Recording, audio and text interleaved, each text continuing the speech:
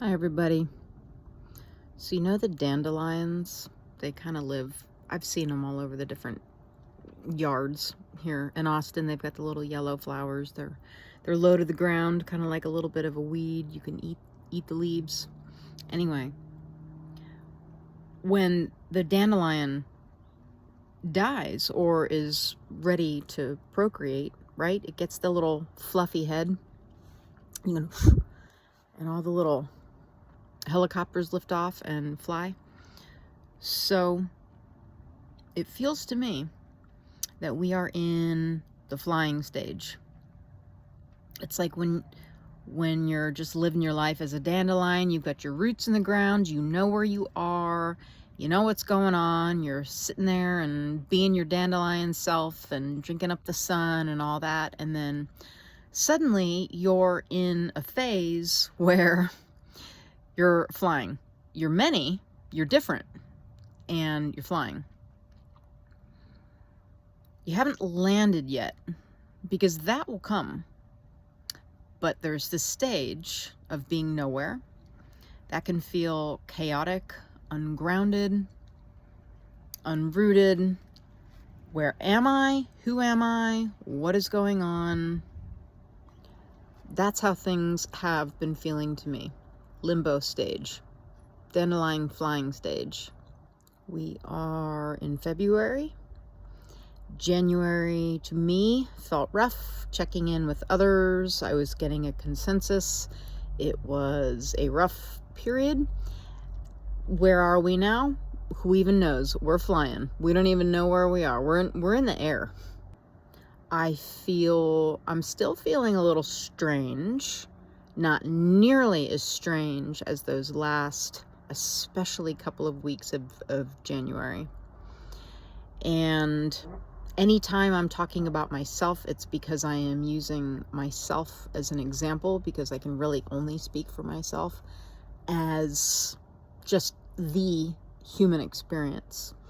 I heard a lot of people talking about heavy insomnia. Any female body person, I heard a lot of very intense cycles. Many people were saying they were having 2 cycles instead of 1. A lot of folks were sick, were getting different colds, some people the flu. In the lightworker community, we refer to that as a frequency light upgrade, FLU, flu, frequency light upgrade. Classic symptomology such as headaches, migraines, ear ringing, that feeling like something just slaps you in the ear and suddenly you can't hear out of your ear. I had my own weird eye stuff going on. It's still happening. It's a lot less aggravated than it was. Lots of big feelings, sadness, anger, confusion. A lot of confusion, of feeling lost. Can't things go back to normal? No. And I mean, what is normal? Maybe things weren't normal. They were what we knew, but maybe not necessarily normal. But to me, we are not moving back. Sometimes, to me, growth, evolution, awakening is not linear, so there's definitely cycles and looping around and revisiting, but it's almost, to me, it's almost like a hurricane. If you've ever seen a hurricane on a Doppler, like there's this cycle happening where you can revisit issues that you thought, didn't I get past that? Like, why is this coming up for me again? But all the while, the hurricane is moving. You're cycling, you're revisiting, but you are moving. So to me, we are always growing, expanding, moving forward, onward and upward. The gift or the blessing that I found in the incredible discomfort that I experienced in January is it forced me to take action and make some changes. It's like I'm no longer able to tolerate what I was able to tolerate even weeks ago. That is shifting. To me, it seems like we're all running up a staircase, and sometimes you're just leisurely going up the stairs, but then there's moments where you want to pick up some speed, or you need to pick up some speed, and you'll skip some steps and you'll move a little bit faster. You know, when you sort of skip one step, you take really big, you know what I'm saying? It feels like we've done that, this rapid pickup of speed in the ascension process. That's what it feels like. That's what the world, my experience of me in my life has felt like. And tuning in with others, taking the collective temperature of things, this is what I have noticed. I have deleted most social media. I am spending very little, next to no time on it. And I felt like I needed to replace that with something to kind of get myself over the habit of looking at a phone. So I started studying my Spanish again on Duolingo, little green owl, if you're familiar with that app, that bright green little app with the owl. He's so cute. That was really helpful. I have started to focus more on my online schoolwork. I'm doing that more regularly, and just replacing any time I spent. I don't watch TV at all, but if I were to watch movies, even that doesn't. Every now and again, I guess I can watch something, but it's just it does not feel the same. So I'm spending the time studying, playing with the Duolingo. I'm getting back to tangible things that I did as a younger person that made me feel really connected to myself. I have a good friend in Albuquerque who said the same exact thing. She is playing puzzles, reading books. She says she's not Googling anything. She's not even using her GPS. And that I really feel right online with her in that.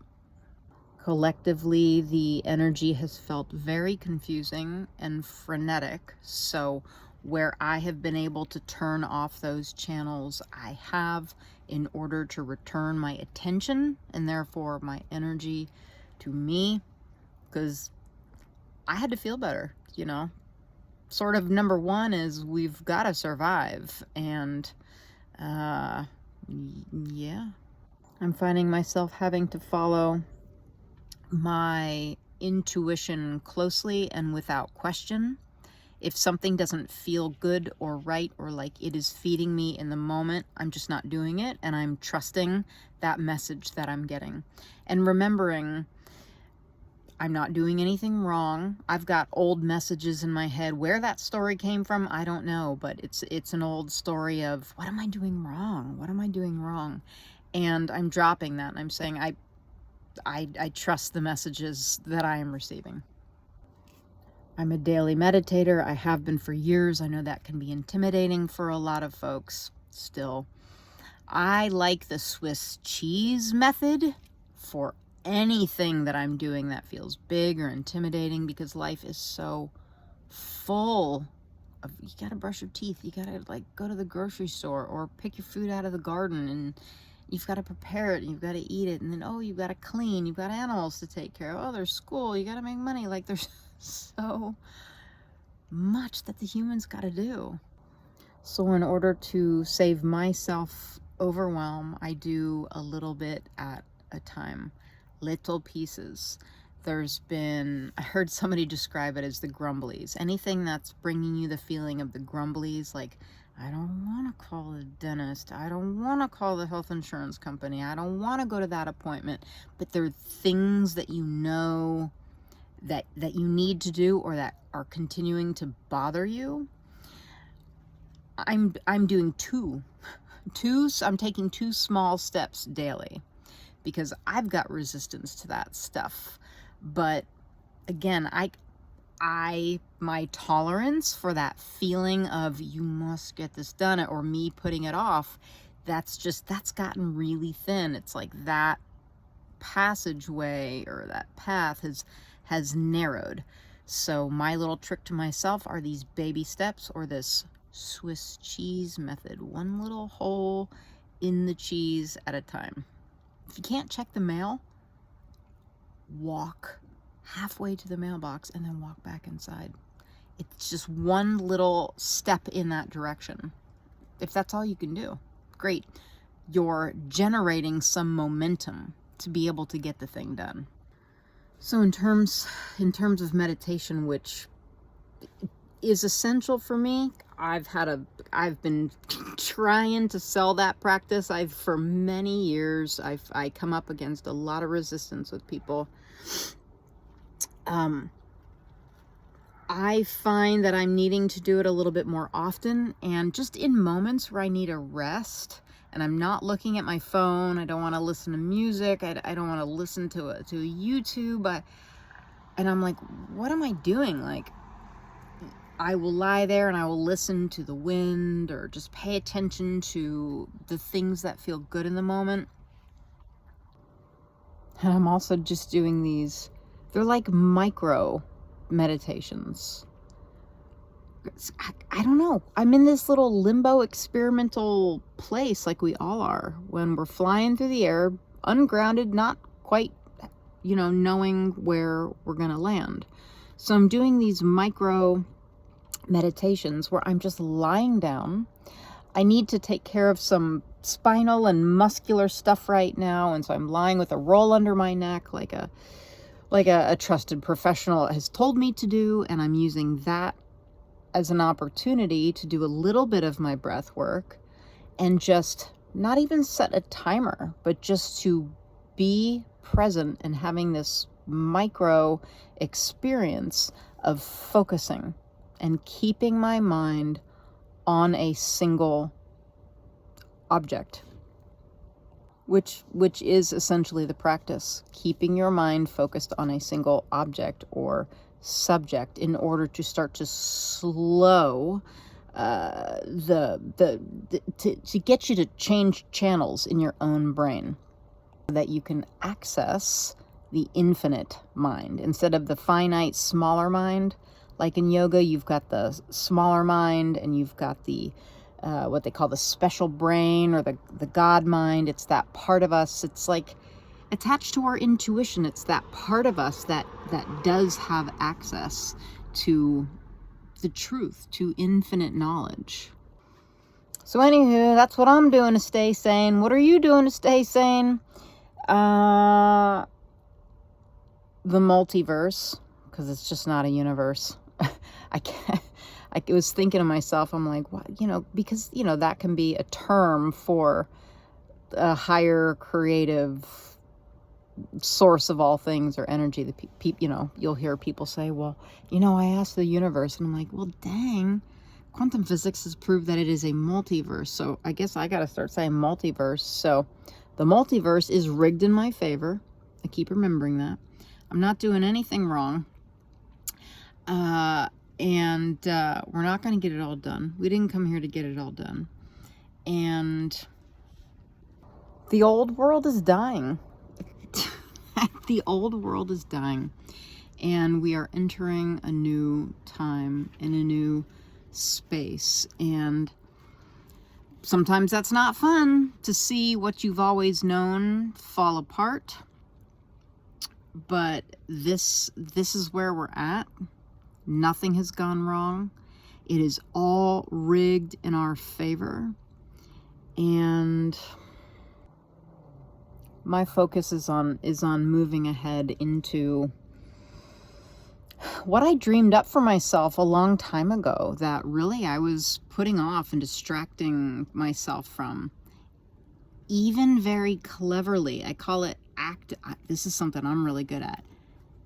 What's called active laziness. I believe that's from the Tibetan Book of the Dead. Active laziness, where you're like, oh, I'm doing all these good things for myself. Look at me doing all these good things for myself. But sneakily, you're distracting yourself from the thing your soul is calling you to.